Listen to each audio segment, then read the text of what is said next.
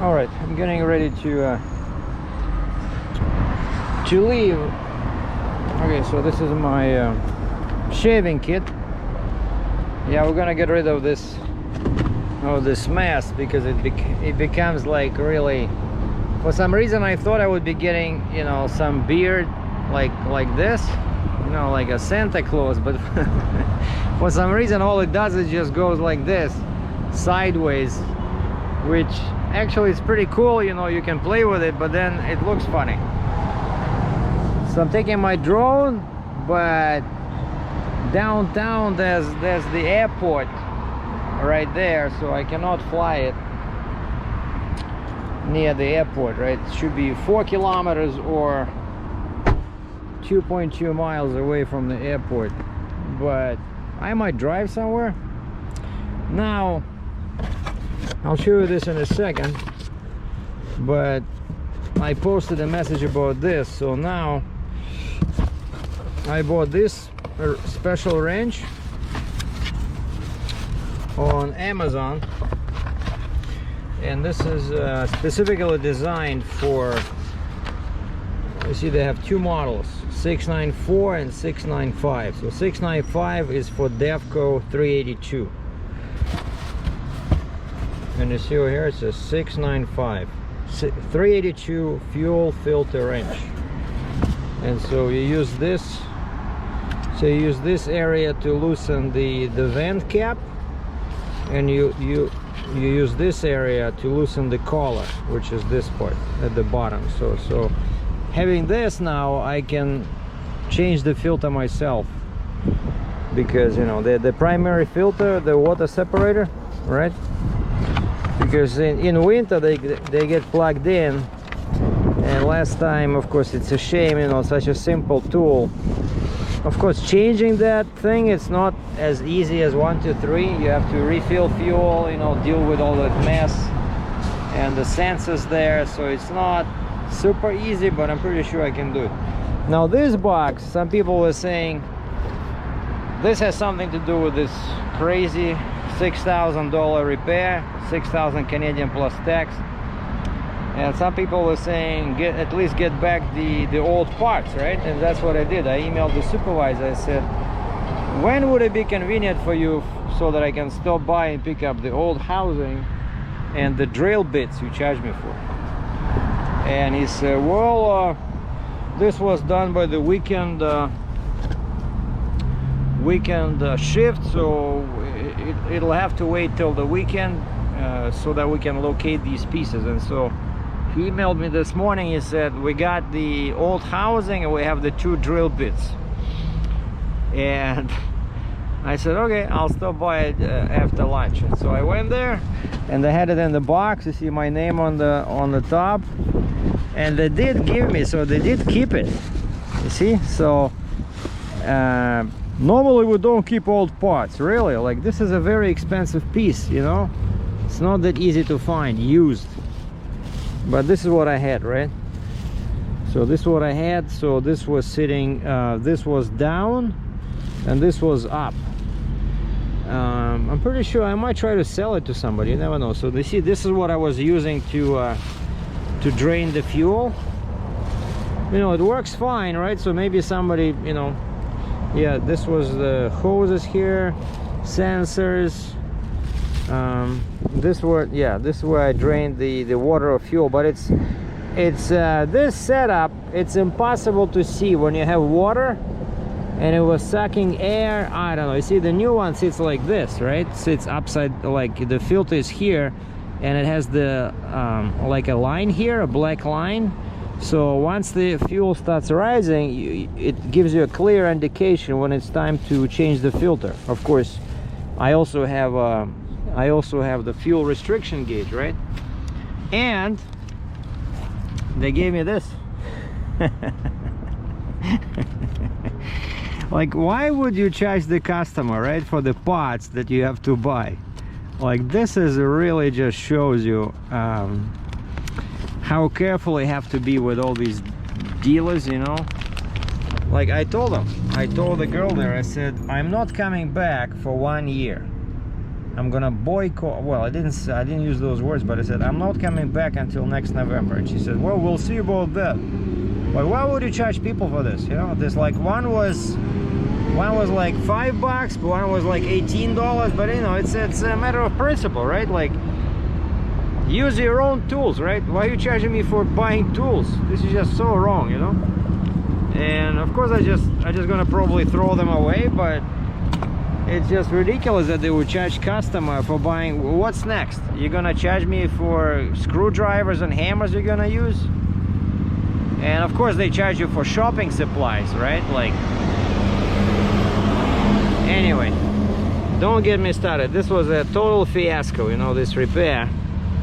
And that's not good. That's leaking over there. Oh wow, look at this. Son of a bitch. I don't want this mess in my trunk. Well, I don't think it went through. I have some dirty clothes in here. I'm just gonna put it like this.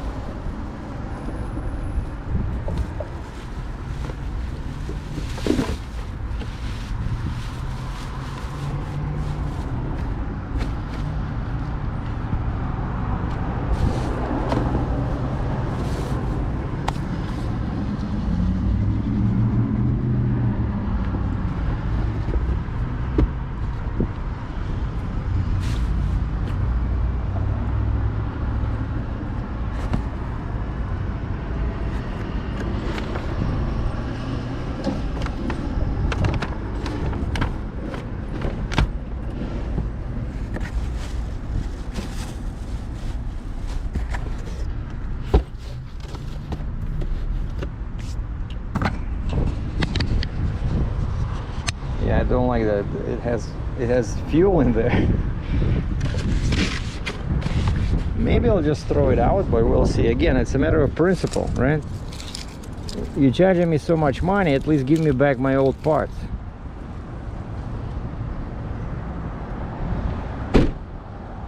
Anyway, so this is Kitchener, like basically a border between Kitchener and Cambridge. It's Highway 8 over there. There's lots of shops here, McDonald's, some Indian restaurants, and this is where near Maple Grove Road, where my trucking career started. Not too far from here. And the Challenger Motor Freight. So, and of course the most important news of the day is I booked a load. And I have my cab card. Got it yesterday via Purolator, which is our local Canadian courier service, kind of like UPS or FedEx, but it's called Purolator. Got the original new cab card, and then emailed me a copy on the day before. So that is done. The insurance is done, and then of course I got that letter from a Landstar claim adjuster about that incident with crane that I moved in July, the one that broke the booster, and they want $38,000 US. And it says, please mail the check to this address, Landstar corporate office, and I think in Rockford or maybe Jacksonville. And so I contacted my broker, and he says, you didn't report it back in July? And I said, honestly, I don't remember, because I was not sure they were gonna say anything. Right? They paid me, like I delivered the load, they marked the damage on the bill of lading, but I was fully paid. Didn't hear anything about this until today, until yesterday, I think. Yeah, until yesterday. So July, August, September, October, 3 months. 3 months, and then they included the repair report from the crane company, and they included two reports in there. And I look at like, why there one report says 156 man hours, the other one has 164 man hours, and that's basically 20 days if one guy works from morning till night, 8 hours, right? 20 days is 160. And I'm like, what the heck? Why would it take 20 days to fix an oil leak? And if you remember over there, what happened is that my booster broke, the rear part of the booster snapped up and hit the bottom of that superstructure, where they have these flimsy panels covering the bottom and right where the engine was, right? And so when the booster snapped up or jerked up, it hit the oil pan, and was like a big, you know, it's like the size of this, you know, the size of this passenger cab, like a big aluminum oil pan. And I know aluminum can be welded, right? So what's the big deal? Okay, you need a new pan. Why it cannot be welded, you know, that's the question. But anyway, so, and then they send this the report saying that they spent 156 hours, and then I start reading it, and the first part where they spend more, like 164 or something, it says send technician to Illinois to fix hydraulic and coolant leak. Like, what does that have to do with me? That was like before I picked up the machine. So turns out that ugly old crane had all kinds of issues, because I read that report. So the guy had to replace the hydraulic pump, then he had issues with the coolant, the machine was overheating, he was topping up the coolant all the time, right? And then I show up, and the booster made a small pinhole in the oil pan, right? And then the second report they attached says shipping damage. Like line number 1 says one guy was assessing the damage, and then it says man hours 5. So one guy was assessing the damage for 5 hours, and then 2 days later there's another entry. It says assessing the damage and taking pictures. So another guy, now a different name of the technician, now it's 10 hours. So the first guy, I guess 5 hours was not enough to assess the damage, so now we have another guy that's assessing the damage and taking pictures, must be a professional photographer, for 10 hours. And then I start reading, and like half of that stuff has nothing to do with the oil pan, because it says removed radiators, topped up coolant, replaced coolant pump, this and that. Like half of the stuff is dealing with coolant, which was the previous problem with the actual machine, you know, because I guess since they already opened the compartment, they decided to fix everything. And so now they're trying to pin all this on me, like, which is total BS, you know. And so that's what I told this, I called my insurance company, at the, you know, my broker says call this number immediately, because they might be very upset why you're reporting this only now. And I called them I called them yesterday. They assigned me the claim number, because of course I have cargo insurance, right? But nobody wants to, you don't want to use your own insurance, because then my premiums will go up, right? And I think my deductible is about 5,000 bucks Canadian. But anyway, it's just funny when I started reading the report that I see that half of it has nothing to do with the oil leak, you know. It's just an old crane. It had all kinds of issues. That's why it was actually going, when I asked him, why are you shipping this? You know, I always ask people, like, I'm curious, right? By nature, like, why are you shipping this, let's say, from Illinois to Canada, right? Because that crane company, they have offices all over the place, and they have job sites all over the US and Canada.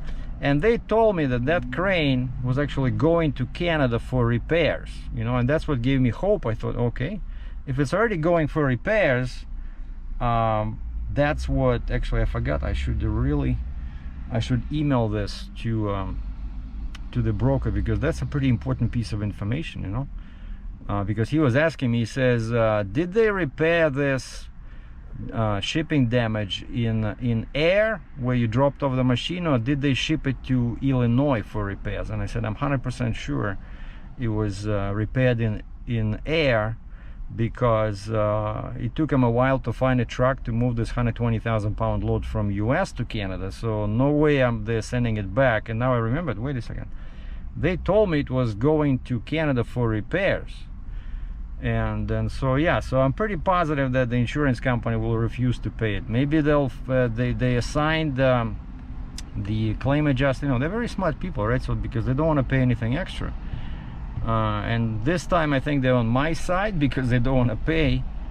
And so the guy says, we have a consultant who's an expert in heavy haul, in all this heavy equipment, and he says, I'm gonna, this claim adjuster guy from my insurance company, he says, I'm gonna forward everything to this guy Bill, and he's gonna call you and talk to you. But he says he's very good at assessing all these heavy equipment things. Like basically he's probably was used to be a mechanic or something, or an engineer, you know. And so yeah, so I'm gonna tell him, hey, it was going to Canada for repairs, and now they're trying to pin all repairs on us, as if, you know, we are responsible for the cooling issues and hydraulics and stuff like that. So don't get me started. Like, crooks everywhere, crooks. I booked a hotel. Monday is Thanksgiving, and my loading that I booked is for Wednesday. It was supposed to load Monday in Ohio, but they're having some issues with the joystick, is what the guy told me. The broker has no idea what kind of machine it is. I know it's 12.6 wide, 12.10 tall, 12.10. So it's gonna be funny. We're gonna have all types of escorts, police, escorts with height poles. So it's gonna be a cool run. And so I'm loading in Youngstown, and I'll be going to Manitoba. So it's about 1,500 miles. So I gave them a quote. They tried to bring it down by a couple $100. I said no way, because now it's actually, he told me Winnipeg, but turns out it's not Winnipeg, it's northwest of Winnipeg, 5 hours. I said, so that's a lot of extra miles. So I'm holding fort. I cannot give you any discounts. So he agreed to my price, 100% what I asked him. The permits will cost about $3 grand US. Permits, escorts, is going to be expensive, but you know, what do you do? So yeah, I booked a hotel, going to downtown Toronto, where I stayed before, at this fancy hotel, like a 3 or 4 star hotel right at the lake. And I'm gonna park my car. So for now they still offer free parking, whereas before, you know, because it's downtown, before they charge you for parking, they still offer free parking. And I chose there was $68 US if you want a view on the lake, and I said forget it, I already saw the lake. So I went with the $60 with the view of the city. So my window will be overlooking the city, the downtown Toronto. And of course I'm bringing my camera. I'm bringing my favorite Nikon D850, my 2 lenses, Tamron 35 1.4 and Nikon 7200 f4. So we're gonna have some fun. Well, not sure how, but somehow I managed to back in here next to this frightening pole. And this is the first level of the hotel. So the weather's good. There's Tim Hortons across the street. Oh, what do you do? Starbucks is further down, and that's I think that's Yonge Street. No, that's Bay Street. And so they told me my window should be facing this way.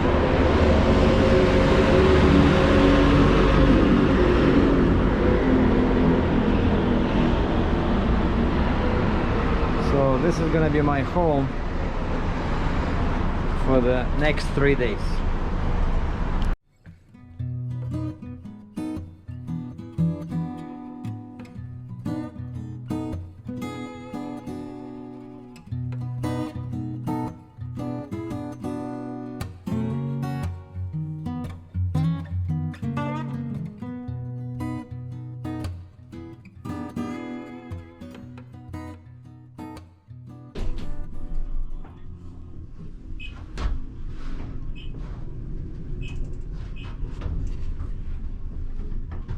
2 seconds and we're on the 7th floor.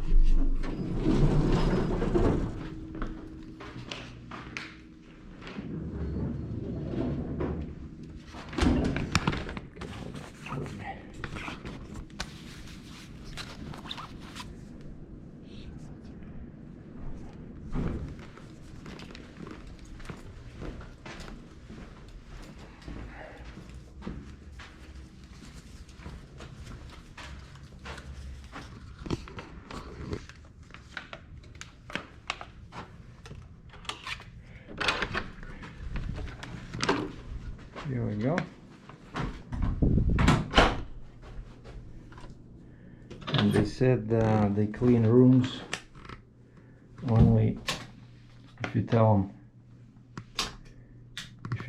to. Nice. So I got a small coffee machine, a bottle of complimentary water, big TV, LG, my favorite brand. Let's check this out. There's a guy walking down there. Oh, it's probably part of this hotel. Interesting. See, they have a tennis court. So basically, I'm right above my my car somewhere, but I didn't even know they had this. You know, this is really cool in the summer. Now it's a bit chilly, probably about plus 10, 50 F. And they always keep building. And over there, that's that gray building. That's Toronto Star, the offices of the big newspaper, and the lake is right there.